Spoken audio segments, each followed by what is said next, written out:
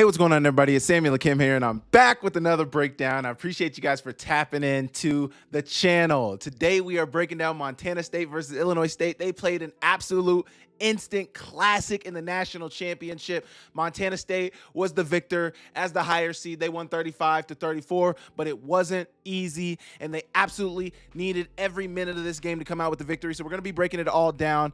Make sure you guys hit the like, make sure you guys hit the subscribe button, make sure you guys leave me a comment down below, and we will get straight into it. Sportsbet Montana is the exclusive betting partner of Akem's Analysis and the Samuel Akem YouTube channel. They are also Montana's exclusive sportsbook for all your sports betting needs. Get tapped in with all the odds, spreads, or featured bets through Sportsbet Montana today. Your game, your bets, your state. Powered by the Montana Lottery. Okay, Montana State won the toss and they deferred until the second half, giving Illinois State the ball first. And they honestly, to be fair, the final score was 35-34. The defenses showed up a little bit, but, you could tell that these offensive coordinators had a couple of weeks to game plan what they wanted to do, because offensively, I think both teams were really moving the ball with relative ease for the most part throughout this game. Montana State was able to move the ball. Illinois State was able to move the ball. That's why Illinois State's second half plan of playing ball control really, really works. You see first play of the game, and this is the play that you can kind of notice. I do have the all-22. I'm not using the all-22. The only reason I'm not using the all-22 to break down this game is because it would take forever. We'd really have to pick the biggest drives to talk about, and we couldn't, I don't want to do that. So I like doing the TV copy for this reason. But you see, this isn't even the first play of the game. This is a little bit into the drive, but first play of the game early on, they were clouding Daniel Sobkowitz to this side of the field. But you see they go to Dylan Lord. He's in the transfer portal now, but he had a big game, 13 receptions, 161 yards, 2 touchdowns as a redshirt freshman in the national championship. Draw play to Victor Dawson, who had 126 rushing yards on the day. He was a steady force for Illinois State. He's someone that was allowing them to keep their runners in, allowing them to keep the chains moving at times, and to chew a lot of clock. You see right here, they got a safety over the top of Daniel Sobkowitz. That was a mainstay throughout a lot of this game, especially when he's a single side receiver. They were putting a safety over the top to make sure that he wasn't going to be able to bust through and get anything going. But you see, you got Caden Dowler right here. So they're handing off the draw to Victor Dawson right here on the run play, getting that center up the field. See, Caden Dowler makes contact with him around the 45-yard line, and usually Caden Dowler would be a more sure tackler, but that shoulder injury was really giving him fits. He didn't come out in the second half to even play. He was out. He had his pants on, but I think he did not have his shoulder, or actually he might have had his shoulder pads on. I remember, though, his arm looked like it was in a sling or something. So Caden Dowler didn't play a ton in this game, is the point I'm trying to make. 3rd and 15 for Illinois State. Drop back for Tommy Rittenhouse. He's looking for a receiver downfield. He's going to find one, but also he's going to find, is that Jace McMillan? In coverage, also now in the transfer portal, but good coverage right there. I believe that receiver number 84 was freshman of the year, if I'm not mistaken, and he only had 1 catch for 12 yards in the game. So good job from Montana State in coverage. Now Montana State's got the ball, their first drive of the game, with 9 minutes and 40 seconds to go on a 2nd and 3. Adam Jones in motion, handing the ball off, running a little bit of inside zone. And, man, Adam Jones, I think if they would have handed Adam Jones the ball a little bit more, he would have had a big day. He had 5 carries, 46 yards, 9.2 yards a carry, no touchdowns, but he was really successful in the run game, really, really successful in the run game. But you see it right there, finding the cutback lane, inside zone. Everybody's blocking down. You get your center to get up to the second level. Not even your center, your left guard get up to the second level and get on that backer. That opens up the window for Adam Jones, who takes it past midfield. So really, really good job. I think that was actually their longest carry of the day, 17 yards. No, Justin Lamson also. Taco Dowler. I forgot Taco Dowler had a 22-yard run as well. Adam Jones also, though, seemed like he got like a Charlie horse early on in the game. He was running down the sidelines, and somebody put their helmet right on his hip. I think he actually ended up going to the locker room after that hit. But he came back into the game. Obviously, it's a national championship. Everybody's going to find a reason to get back in the game. But, man, this play right here is really kind of unexcusable for me. Illinois State early on gets them in a 2nd and 23. I can't remember if it was a sack. I think there was a false start included as well. I can't remember. Montana State had a ton of false starts, but they get them in a 2nd and 23. And the next play, right here, you got a white jersey. This guy alone should really make him stop his feet and slow him down, which he does make him stop his feet, but you don't make the tackle. And that's something Brock Speck talked about, that they talked about at halftime, was the tackling was absolutely horrendous. But you get it into Taco Dallar's hands, who had a phenomenal game, could have won most outstanding player. Not mad at Justin Lamson for winning it, but missed tackle, good block, and he gets past the first down to move the chains right after they get faced with a 2nd and 23. So really, really big play right there. Really, really big play right there for Montana State. And you just see turning nothing into something and getting the first down on it. Really, really good job. Here you go, 2nd and 16 for Montana State. They're bringing Taco Dallar in motion. He is the chess piece of this offense, and they're going to move him around wherever they need to be able to make things happen. And you see it right there. I mean, if you've watched the film, I've watched all 22 now that I have it, and, you know, the relationship that Taco Dallar and Justin Lamson have as players on the field, when the play breaks down and Taco Dallar scrambles, Justin Lamson just always seems to be able to find him. Taco Dallar just seems to be able to always get open for him, and this is another example of that. So he's just running a widened slant off the motion, getting to the outside, break it down, get back to the slant. It's not there. It's covered well. Good coverage from Illinois State. But when the play breaks down, what does Taco Dallar do? Get in a window where your quarterback can find you, and he does just that for the first down, get them down inside the 10-yard line. I believe Taco Dallar had like 50 to 50. He had plus 50. He like more than 50 receiving yards on the first drive of the game. He started off really, really fast. And you see right here, they're going to fake the handoff to Adam Jones. They also got Lynn Shone into the flats, but they're running inside zone, blocking inside zone on the inside. So it's a run pass option, and he chooses the run himself. And he gets into the end zone. And this is like a tone setter for me, man. Like, you know, this just lets people know who's bringing the intensity. Both teams were bringing the intensity, but early on, Montana State was definitely the ones bringing it to them, and that play was an example of it right there. Big Sky Football builds legends, and so do we. At L&M Fine Jewelry, we help Montana couples create unforgettable moments, from championship-worthy diamonds to custom pieces that tell your story. This season, make your legacy sparkle. Located on American Way in Missoula and Main Street in Kalispell, L&M Fine Jewelry is the official jeweler of the Akem's Analysis and the Samuel Akem YouTube channel. Make sure when you're looking for that special ring for that special person, let Michael and Landy at L&M Fine Jewelry take care of all your needs. L&M Fine Jewelry, your diamond destination. 2nd and 9 for Illinois State. 2 minutes and 52 seconds to go in the first quarter. They're getting off to Daniel Sobkowitz. This is what they had to resort to early on in the game. A little short in route, and 3 players converging on him. Obviously, a corner and a safety over the top. The linebacker from the inside is right there as well.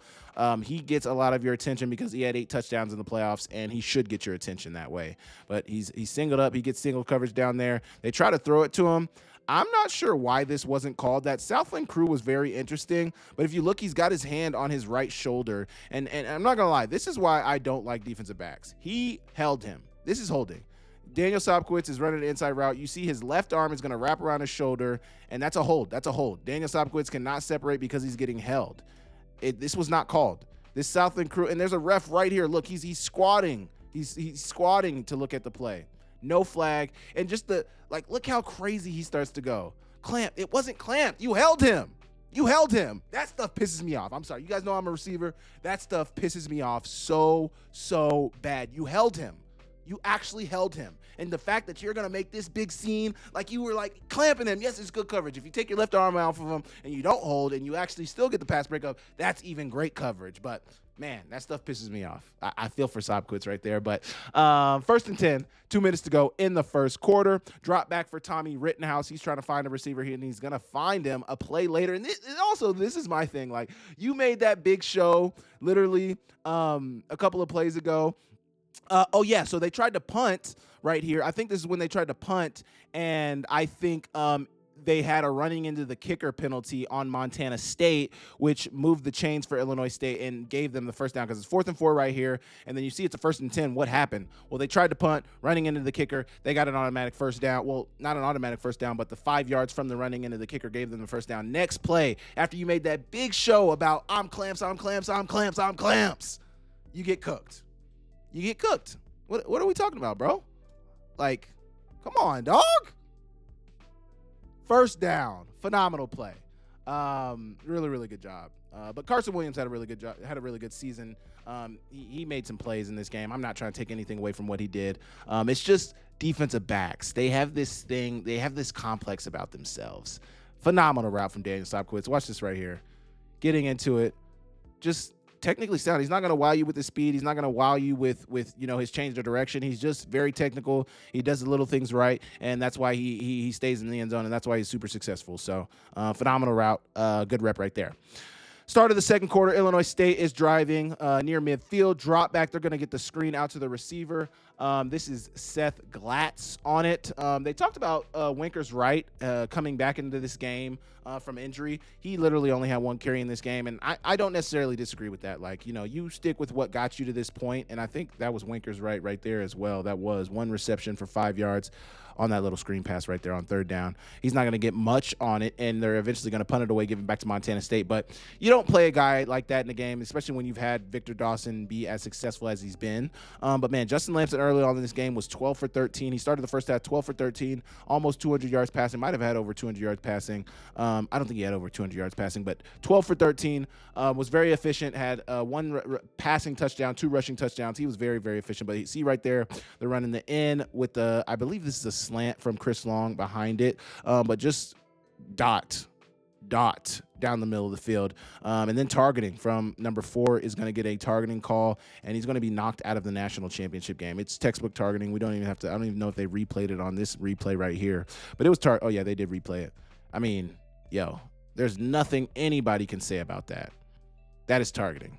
Helmet to helmet, lead, launch. I don't know if you'd call him defenseless right there, but I mean, it meets most of the criteria. That is targeting. Unfortunately, that man missed the rest of the game. But if it would have happened in the second half, which is why the ejection rule needs to be done, he would have had to miss the first half of the season to start the 2026 season. I think he's actually a senior, but had he not been a senior, I think he would have had to miss the first half of 2026. But here you go right here. 3rd and 7. They're getting the ball into Taco Dowler's hands real fast on a quick out. Get it to his hands, and that's a good first down. That's a good 3rd down reception. I believe that got them the first down. Looks like it was enough for the first down. Here you go, 2nd and 2, 12 minutes to go in the second quarter. I think this was a design play. A lot of people thought this was a mistake. I 100% do not think this was a mistake, and this is what happens when you have close to 2 weeks to game plan for a team.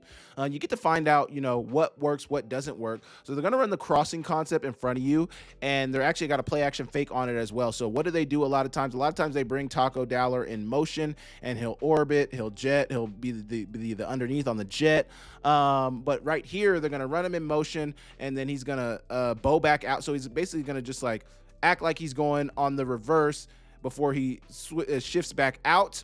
They fake the run, then he looks at the screen, he looks at the swing route before looking back downfield. And I think honestly, if he has one of these crossing routes open, he's probably going to throw it. He doesn't see anybody open, gets it back down to Taco Dowler, and maybe he wasn't supposed to throw over the others. Maybe he was always going to throw it to Taco Dowler. They only need 2 yards on 2nd and 2, and he's going to get those 2 yards. But I just really like the play call. Get the ball into your playmakers' hands and let them do what they do with it. That's a lot of what they do with Taco Dowler, and it works a ton. 2nd and 1 coming up. They're going to hand it off. Not even hand it off. They're going to fake the handoff to Julius Davis, and Justin Lamson is going to do the rest of the work. He powers into the end zone, giving them the 14-0 lead. 14-0, 5 minutes to go in the first half. This is when Illinois State's offense is going to have their best drive to this point in the game. But this was a really successful play for them. So split zone on the inside. The quarterback can keep it, and they're actually arcing that tight end out to lead block for the quarterback. So the quarterback's got a lead blocker if he decides to keep it, but really you're putting this nickel into conflict. The nickel Tatum Gray has been phenomenal in the run game. Everybody for Montana State's defense has been phenomenal. You got to find a way to put guys like this in conflict. So what do? Put your quarterback, make him look like he's going to run it. Well, actually he has the option to run it, but you put this nickel into conflict and you toss it out there to Dylan Lord, your receiver in the slot, and he gets, I don't even know how many yards, 10, 15 yards on it. Yeah, close to 15 yards on it. And that's a phenomenal first down play. You take that every single time. And I think right here, I can't remember what penalty they called, but I think this penalty was on roughing the passer. I think maybe not. I don't think it was on Illinois State, though. Either way, whatever. Illinois State's got a 1st and 10. They're near midfield now. Drop back for Tommy Rittenhouse, and he's finding his receiver, Dylan Lord, once again on the under. Where's he at? He's right here in the slots. They're going to blitz Taden Gray, and Dylan Lord is just getting across the middle of the field. Easy peasy one-on-one with Meredith, and they find him. Good reception, good catch, and decent run after the catch. Good tackle from Meredith, but that's another 1st down for Illinois State. Now they're in the red zone. They got about a minute left. There was a ton of plays in the red zone right here. They could not find a way to get into the end zone. For some reason, they could not get into the end zone. It took a ton of plays. They got, I think, 1 or 2 penalties. It was definitely a pass interference penalty. Either way, they're going to find Scotty Presson Jr., their tight end, on the mesh. He's getting across the field, and Montana State just loses him. I don't know who this would have been. My first thought goes to it probably would have been either this backer or Caden Dowler. Neither of them are on him, and that's why he's open. That's why you like mesh so much, because it kind of can mess people up sometimes. And they get into the end zone. They make it a 14-7 ball game with 54 seconds to go. 54 seconds, right? Like, you might think, oh, there's only 54 seconds left. They shouldn't be able to do anything else with this drive. We should be good. Not so fast, my friend. You have Justin Lamson on the other side of the field across from you, and he's going to make some phenomenal throws. First throw, getting it into the hands of Jabez Woods, and this is, I mean, like, they're playing off. They're just trying to keep everything in front of them. They're hoping they'll rally and make a tackle, but if that is your plan, you have to rally and make the tackle.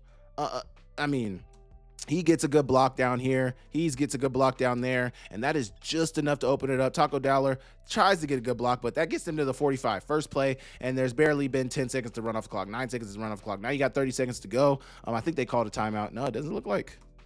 I don't know. Maybe they called the timeout. I don't remember. Drop back pass for Justin Lamson. He's finding a receiver. There was another play in between here that got them got them across midfield. It was a pass play to not Jabez Woods, but Chris Long. It was a freaking dot, and I think they're actually going to show the replay. So we'll talk about it when they show the replay. But this was the play of the game. Dane Steele catching the comeback route down the sidelines, making a guy miss. He's done that all season. Make guys miss after the catch. And this hurdle, man. Like, what are we talking about? Hurdle. I mean, there's a picture. His knee was like this close to the ground. I mean, so close to the ground. He was near. I can't believe he didn't touch the ground. Either way, he stays up. Terrible tackling right here from the Defensive Player of the Year in the Missouri Valley Conference. This is unacceptable. I don't know if he was going for the strip. It looks like he was going for the strip. If you see his right arm, he's trying to punch right there to strip the ball out. That's not what you need right there, brother. You need to knock. You need to get him on the ground. But either way, they talked about the tackling. Ty Niekamp talked about it in the postgame presser. It was not good in the first half. They improved it in the second half, but you go for the strip, not the tackle, and he dives in the end zone for the touchdown. Let's watch it full just from after the catch, too, so I keep stopping it. Hurdle, excuse me.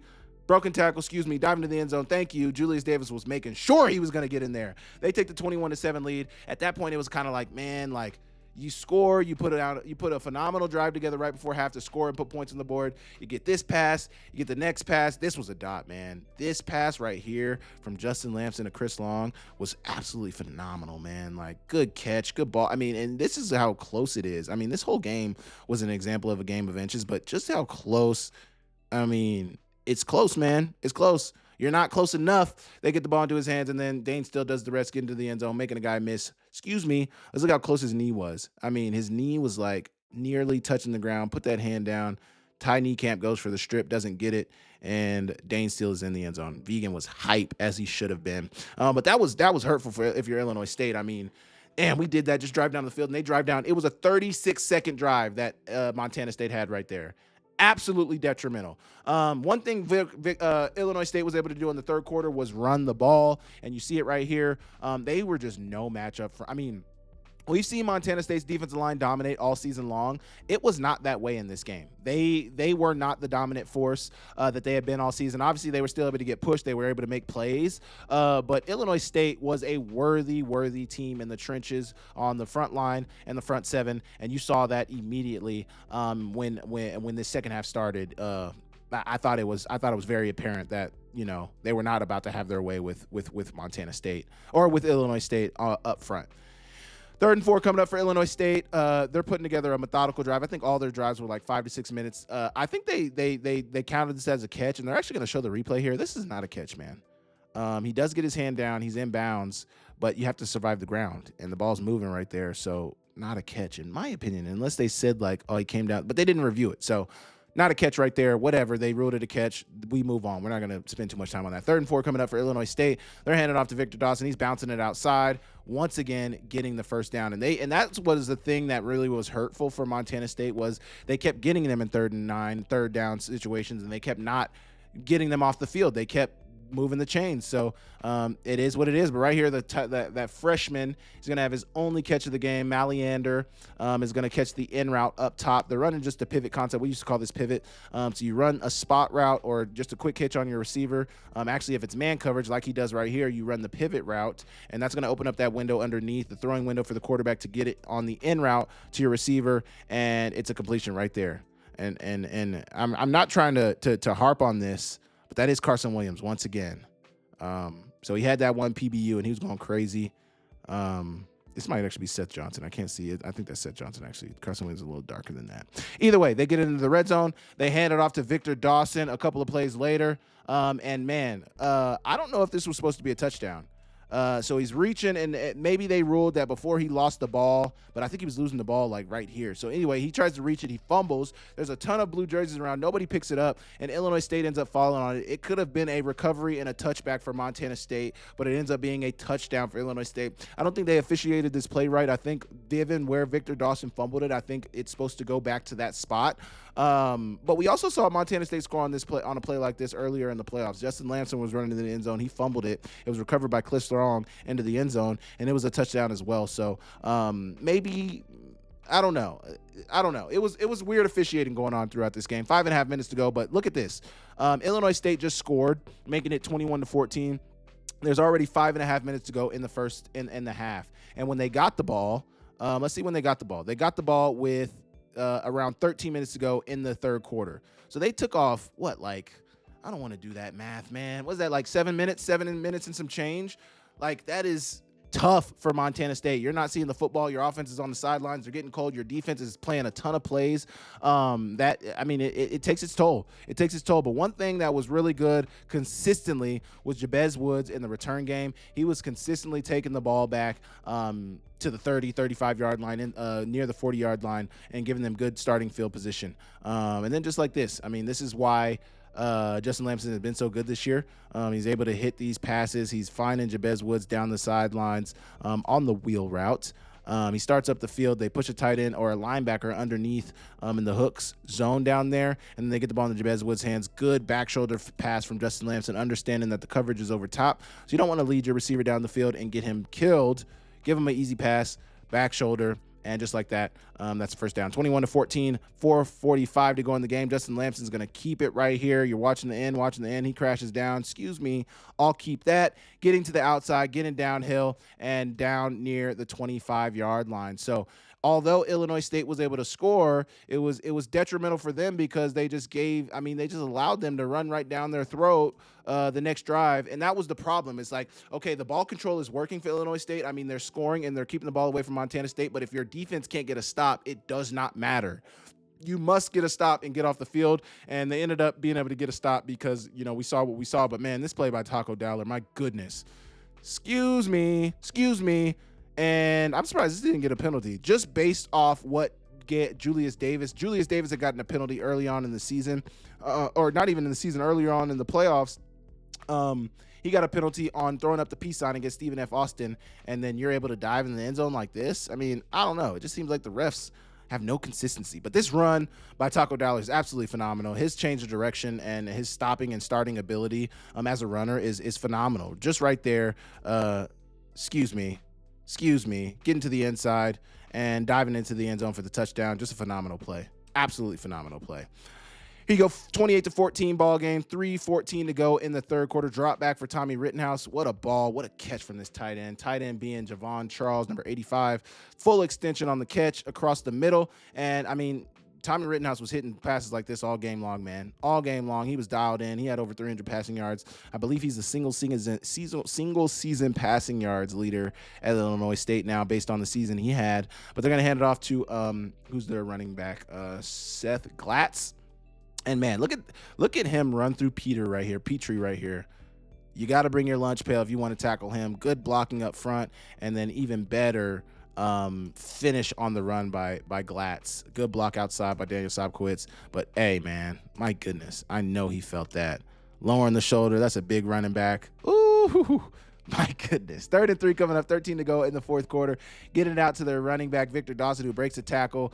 I mean, hey, if he doesn't break this tackle, he may not get this first down. They have another hard decision to make, down by 2 scores. But he does get the first down. He fumbles it, but he gets the first down, and that moves the chains. They were just getting enough yardage to move the chains. 4th and 1 coming up, and this was a big play, man. This was a big play. 4th and 1 to throw this fade, a low percentage completion. It's probably a little higher percentage given that it's Daniel Sobkowitz, but in general, an end zone fade is a low percentage completion, and to throw it up to your guy who's got now 19 touchdowns on the season, 8 in this playoffs alone, I trust my guy over anybody. You get Seth Johnson in that matchup, and hey, come up top where the kids can't reach it. Phenomenal catch, man. Phenomenal catch. You get to see the slow-mo right here, and man, phenomenal play. Phenomenal play. One of the coaches of Illinois State said he believes that Daniel Sobkowitz is actually better than Cooper Kupp. He likes Daniel Sobkowitz better than what he thinks he's more talented. He thinks he's a better receiver than Cooper Kupp in so many words. So you can do what you want with that, but that is high praise for one of the better receivers in the FCS playoffs this season. So you get a 3rd and 7 for Montana State, and it's going to be incomplete. They're trying to target the receiver on the under. I think the ball kind of got batted. I think our guy right here he got a hand on it, but there was nothing really super open. Maybe you can try to fit it into Taco Dalla right here. He's got a small window, but not really open and not really open out there. Good coverage from Illinois State, and good job for them to get off the field. So now you got about 9 minutes to go. They're getting the ball back.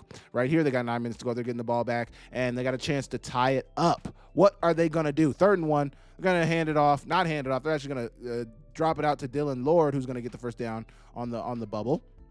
Next play, you got 6.5 to go. 2nd and 7. Drop back for Tommy Rittenhouse. He's finding his receiver, Dylan Lord, once again on what seems to me to be a sail route. So you run Daniel Sobkowitz over the top. Maybe he's running a fade, and then you run it kind of looks like he's running a post fade type. It looks like he ends up in between both these guys. So he's running a post. We call that a take post. And then you run a Dylan Lord on the corner route, getting over top of that curl flat defender right here in that backer and getting into that window that's opened up. A better ball. He maybe can run a little bit more after this, but they didn't need it. They still ended up scoring to get them down around the 25-yard line. Another good reception for Dylan Lord. Next, they get faced with a 3rd and 8, and that was like I was saying, those 3rd down conversions of Illinois State were extremely detrimental for the Montana State defense. They just kept converting. They kept converting, but they're running an OTB route, over the ball route. Dylan Lord sits down in between the 2 backers and immediately knifes it up the field. That's what I don't see a lot of receivers do now, and it makes me angry. Knife the ball up the field. You get the ball, knife it upfield, go get that first down. Dylan Lord knifes it up the field and has the wherewithal, understand where the defenders are coming from, and he breaks the tackle of Petrie, spun off, put the foot in the ground, makes Tatum Gray miss, also sees Carson Williams right here, but he sees the end zone. He's like, oh, I need to get into the end zone. Phenomenal play, man. Absolutely phenomenal play. Let's watch it full through one more time. Catch it across the middle, knife it upfield, spin off you, juke you, get into the end zone. I think Williams could have had a little bit of better effort right here. I know he's a little out of position, but could have gave a little bit more effort.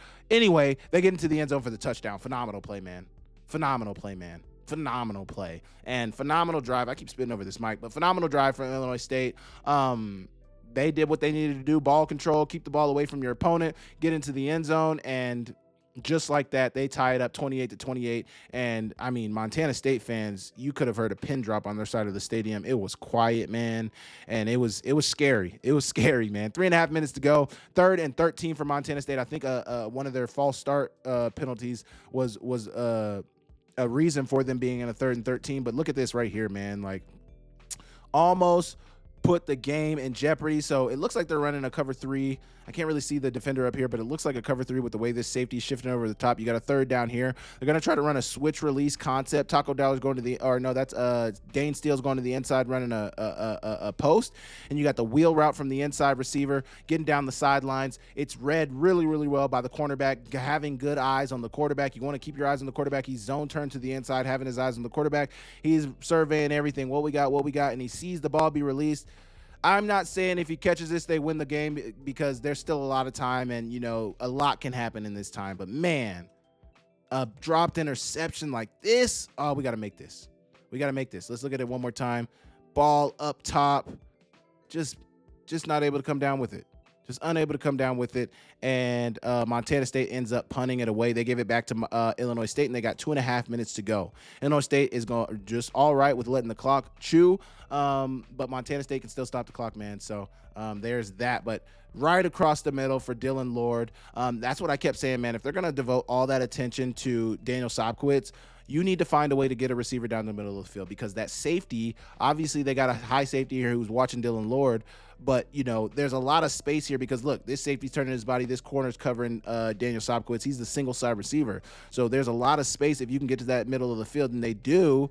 And they find Dylan Lord down the middle of the field, once again making guys miss, and he's down around the 30-yard line. Phenomenal play, man. Absolutely phenomenal play. They're at the 25-yard line now. You got a 3rd and 5. They're going to keep it with Tommy Rittenhouse. I thought this was a really good play from Cole Taylor to just force him to keep widening it and then allow his players to get there before just allowing his players to get there, because they get this first down. I don't know. The thing is they blocked the kick. I mean, they could have gotten the first down. They could have whittled the clock down to nothing. They still could have blocked the kick. So, but getting this first down, not getting this first down, getting the stop here was really big for Montana State.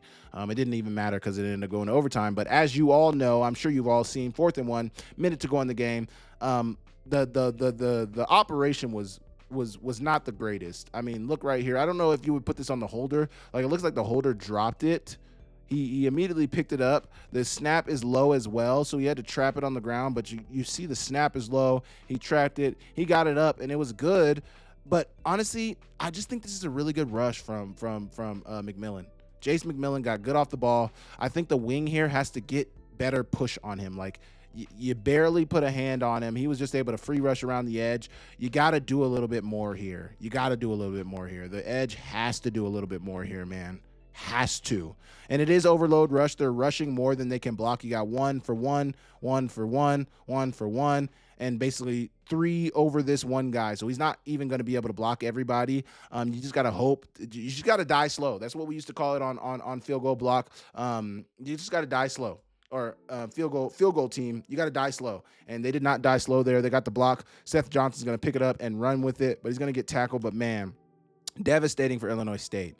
Absolutely devastating for Illinois State. Montana State got new life. Here you go. You get to see the rush right here, but no resistance, man. You see the low snap. You see the snap's kind of low. You would like it high so the catcher can, the holder can catch it and put it down. Instead, he has to trap it and then pick it back up, which slows the operation time down for the kicker. And Takari Carr, man, or not Takari Carr, but Jace McMillan, man, phenomenal. Absolutely phenomenal. Because also, too, if you see the trajectory of the kick, it looked like the kick was going to be going in. Look at this. To the left, hit well. It looks like it's going to have a chance to go in there. But Jace McMillan took that away and blocked it. Phenomenal play.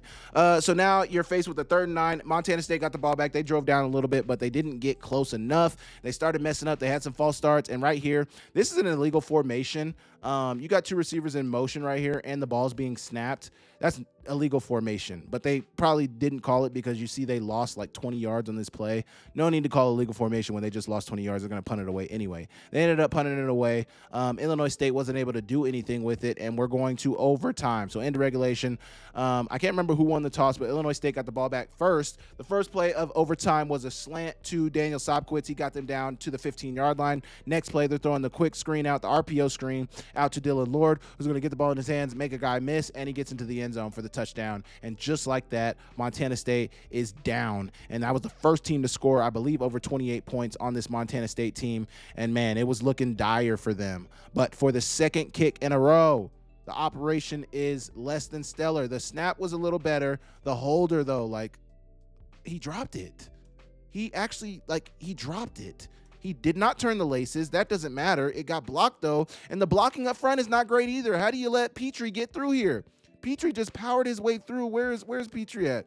Who blocked it, though? I'm trying to see who got their hand on it. I think is that Parsons? Looks like Parsons might have got his hand. Yeah, Petrie's right here recovering it. I think Parsons got his hand on it, but not good blocking. That's why I say you got to die slow. Right here, you can't get 2 kicks blocked within the same 5-minute span, man. It can't happen. It cannot happen. Oh my gosh, that's crazy. That is crazy. I just can't believe that. I just cannot believe they had 2 kicks blocked in the same game within the same like 5-minute period, man. But just like that, and this too, the face mask. So this just doesn't matter at all.